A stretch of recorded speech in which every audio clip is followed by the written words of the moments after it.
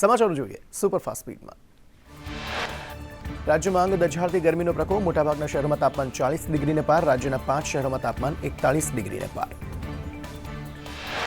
કંડલામાં સૌથી વધુ તાપમાન 42.4 ડિગ્રી, અમરેલીમાં 41.5, રાજકોટમાં 41.5, મહુવામાં 41.8 ડિગ્રી, કેશોદમાં 41.1 ડિગ્રી, અમદાવાદમાં 40.7 ડિગ્રી, ભાવનગરમાં 40.5 ડિગ્રી, ગાંધીનગરમાં 40 ડિગ્રી અને વડોદરામાં 40.2 ડિગ્રી તાપમાન। સૌરાષ્ટ્રમાં આગામી 48 કલાક યલો એલર્ટ, પોરબંદર, ભાવનગર અને દીવમાં હીટવેવની આગાહી, દરિયાકાંઠા વિસ્તારોમાં ડિસ્કમ્ફર્ટ કન્ડિશન અપાઈ। ભર ઉનાળે જમ્મુ કાશ્મીરમાં ભારે હિમવર્ષા અને ભારે પૂરની સ્થિતિ, કુંપવાડામાં રસ્તાઓ પર હોડીઓ તરતી થઈ તો ગુલમર્ગમાં બરફવર્ષાથી રસ્તો બંધ થઈ ગયો। જમ્મુ કાશ્મીરમાં હિમવર્ષા વચ્ચે ભૂસ્ખલન, પહાડ ધસી પડતા કાશ્મીરના પૂંચ વિસ્તારના બેદાર ગામમાં અનેક ઘરોને નુકસાન થયું।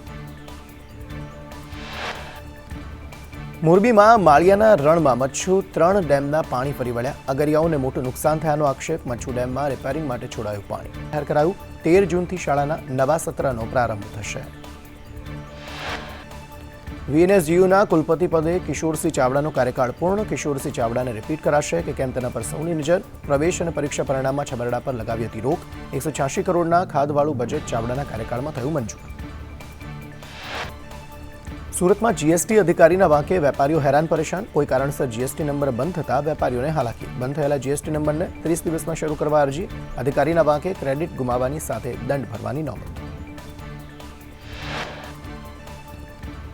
આજે પીએમ મોદી, ગૃહમંત્રી અમિત શાહ અને ભાજપના રાષ્ટ્રીય અધ્યક્ષ જેપી નડ્ડા જોરશોરથી પ્રચાર કરશે, ત્રણેય નેતાઓ 6 રાજ્યોના મતદારોને રીઝવવાનો પ્રયાસ કરશે। પીએમ મોદી મહારાષ્ટ્રમાં સભા ગજવશે, શાહની આસામ, બંગાળ અને ગુજરાતમાં પ્રચાર, નડ્ડા કર્ણાટકમાં રેલી કરશે। અમિત શાહ આજે અમદાવાદના વસ્ત્રાલ વિસ્તારમાં ચૂંટણી સભા સંબોધશે, રાત્રિ બેઠકોમાં રિવ્યૂ કરશે અને રિપોર્ટ મેળવશે।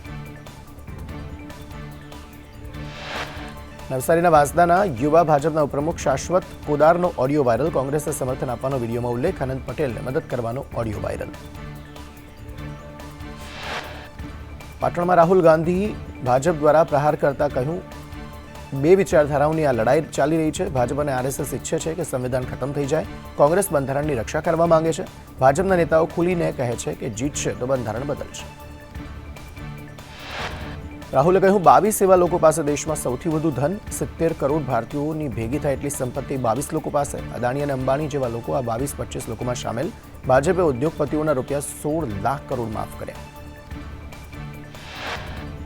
દેશના 90 આઈએએસ અધિકારી ભારતની સરકાર ચલાવે છે, ગુજરાતમાં કેટલા પૈસા આવશે આઈએએસ નક્કી કરે છે, બુલેટ ટ્રેન, રસ્તા ક્યાં બનશે બધું 90 આઈએએસ નક્કી કરે છે। 90 આઈએએસમાંથી માત્ર 3 પછાત, 3 દલિત, 1 આદિવાસી, પછાત વર્ગની આબાદી 90%, ભાગીદારી 6%। ભારતની 200 સૌથી મોટી કંપનીઓના માલિકોમાં એક પણ દલિત નથી, સોલાર પાવર, વિન્ડ પાવર બધું અદાણી અંબાણીને અપાય છે, આ બધું ઉદ્યોગપતિઓને અપાય તો ખેડૂતો ગરીબોને કેમ નહીં, ભાજપે 22-25 અબજપતિ બનાવ્યા। રાહુલ ગાંધીના નિવેદન પર નીતિન પટેલે કહ્યું, રાહુલ ગાંધીને દેશની બંધારણીય વ્યવસ્થાનું જ્ઞાન નથી, ચૂંટાયેલી પાંખ નીતિ વિષયક નિર્ણય કરે છે, યોજનાઓ બનાવી તેની અમલવારી અધિકારીઓ પાસે કરાવે છે।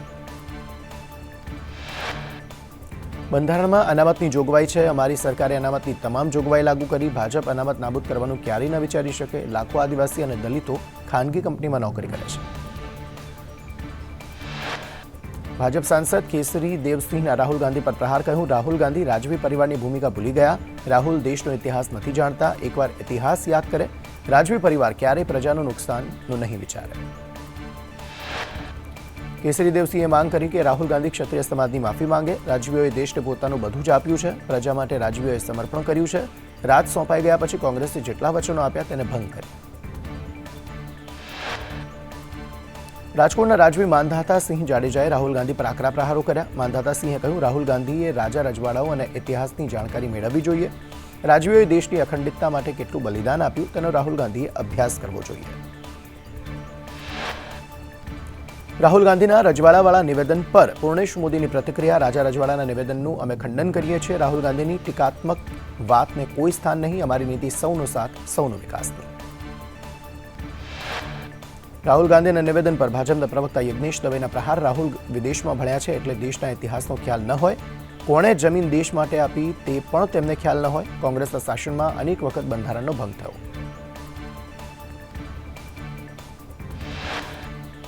પ્રચાર દરમિયાન ધાનાણીએ છેડ્યો નવો વિવાદ. ધાનાણીએ ભાજપને ગણાવ્યા સરદારના નકલી વારસદારો. ધાનાણીએ કહ્યું, અમે અસલી વારસદારો હવે મેદાને આવ્યા છીએ. સરદારનું નામ લઈ નકલી વારસદાર ઊભા થયા. આ લડાઈ નકલી સામે અસલીની છે. પરેશ ધાનાણીના સરદારના નિવેદન પર ભાજપનો જવાબ. યમલ વ્યાસે કહ્યું, હતાશાના કારણે આવા નિવેદન કરી રહ્યા છે. કોણ અસલી કોણ નકલી જનતા નક્કી કરશે. સમાજ વચ્ચે લડાવવાનું કામ કોંગ્રેસનું. કોંગ્રેસ નેતા પરેશ ધાનાણીએ આપ્યું વિવાદિત નિવેદન. ધાનાણીએ બાપુને કહ્યા હરકપદુડા. રાજકોટના મરછાનગરમાં યોજાયેલી સભામાં ધાનાણીએ બફાટ કર્યો. ધાનાણીએ ભાજપ પર પ્રહાર કરતા કહ્યું, 2015માં અમને ખ્યાલ આવ્યો તો વાહા ફાટી ગયા. હવે બધા સમાજનો વારો આવી ગયો. ભ્રષ્ટાચાર નાબૂદ કરવા આપણે ભાજપનું બી વાવ્યું. ધાનાણીના નિવેદન પર ભરત બોઘરાએ કહ્યું, પટેલ અને બાપુ હરકપદુડા નથી. પટેલ બુદ્ધિશાળી કોમ છે. રાહુલ હોય કે ધાનાણી, કોંગ્રેસ આવા નિવેદનો માટે જાણીતી. વર્ષો સુધી પટેલોએ કોંગ્રેસને મત આપ્યા. કોંગ્રેસની કાર્યશૈલીથી વિમુખ થઈ પટેલો ભાજપ તરફ વળ્યા. રાહુલ ગાંધીના નિવેદન પર ભરત બોઘરાના પ્રહાર. કોંગ્રેસે બાબા સાહેબ આંબેડકરનું અપમાન કર્યું. કોંગ્રેસ પોતાની માનસિકતા રજૂ કરી રહી છે. કોંગ્રેસે ક્યારેય દેશની ચિંતા નથી કરી. બોઘરાએ કહ્યું, રાહુલ ગાંધીએ રાજા રજવાડાઓનું અપમાન કર્યું. રજવાડા જમીન પચાવી પાડે તે નિવેદન વખોડવા લાયક. રાજા રજવાડાઓએ પોતાની સંપત્તિ દેશ માટે સમર્પિત કરી. રૂપાલાથી જે ભૂલ થઈ તે અંગે તેમણે 3 વાર માફી માંગી. પ્રદેશ અધ્યક્ષે પણ માફી માંગી. ભરત બોઘરાએ કહ્યું, ભૂલ થાય તો માફી માંગવી જ જોઈએ. વાત સરખામણીની નથી, વાત દેશની અસ્મિતાની છે.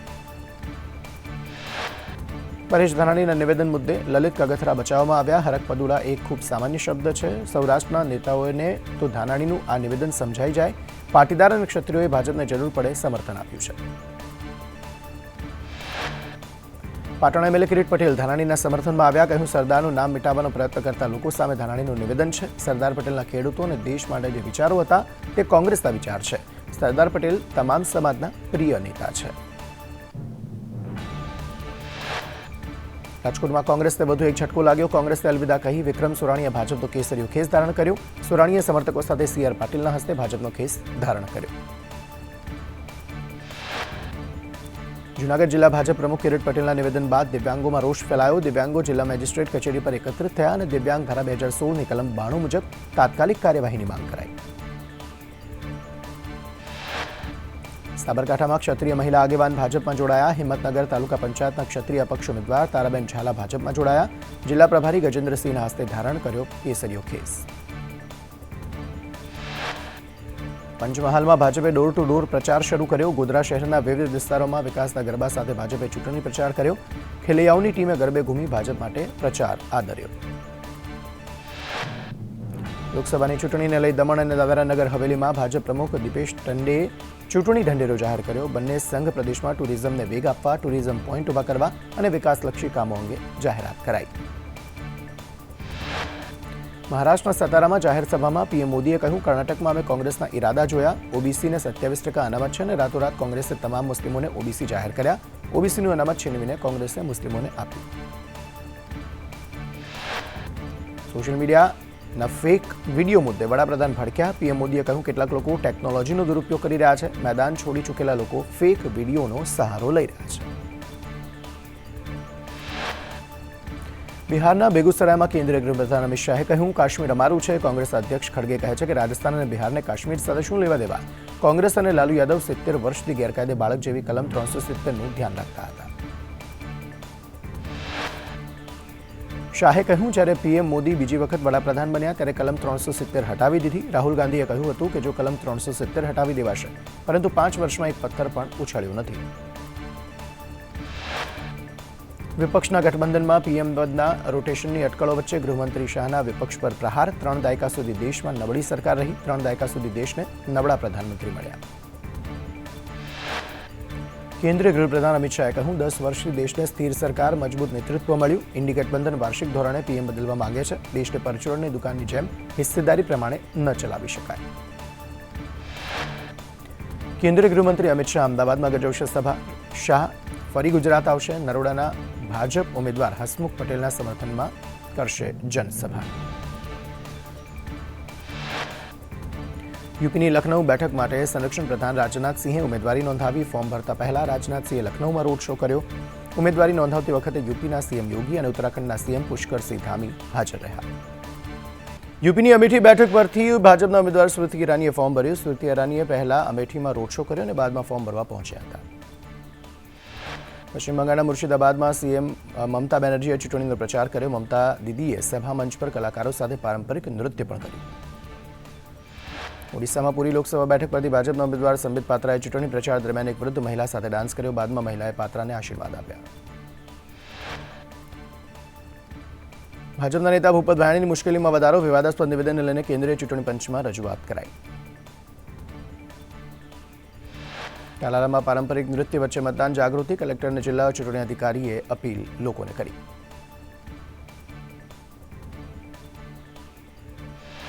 પ્રભાસ તીર્થ સોમનાથમાં પીએમ મોદીને જીતાડવા મહાદેવની વિશેષ મહાપૂજા. સોમપુરા તીર્થ પુરોહિત સમુદાય દ્વારા પૂજા કરાઈ. ત્રીજા તબક્કામાં ઉમેદવારને લઈ એડીઆરનો રિપોર્ટ. ગુજરાતમાં બીજેપીના 3 ઉમેદવારો સૌથી વધુ ધનિક. પૂનમ માડમની સંપત્તિ 147 કરોડ. ગુજરાતના સૌથી વધુ દેવાદાર ઉમેદવારોમાં 3નો સમાવેશ. બીજેપીના પૂનમ માડમ પર 53 કરોડનું દેવું. દેશમાં સૌથી ગુનાહિત ઇતિહાસ ધરાવતા ઉમેદવારો કોંગ્રેસના 68માંથી 26 ઉમેદવારોનો ગુનાહિત ઇતિહાસ. બીજેપીના 82માંથી 22 ઉમેદવારોનો ગુનાહિત ઇતિહાસ. બીજેપીમાં 82માંથી 77 ઉમેદવારો કરોડપતિ.